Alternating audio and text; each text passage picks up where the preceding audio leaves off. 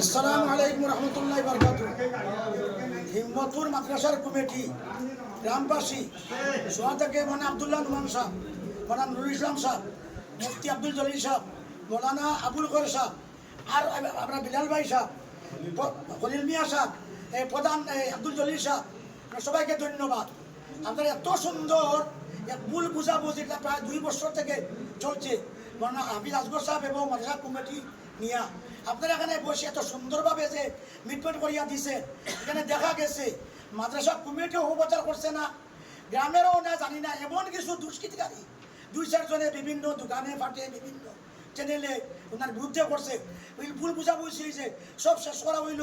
আমরা সবাইকে ধন্যবাদ দিলাম আচ্ছা পৃষ্ঠপোষক হিসাবে যে এখানে আসগর সাহেব এবং মাদ্রাসা কমিটি সবাই এখন একমত সুন্দরিয়া চলবো।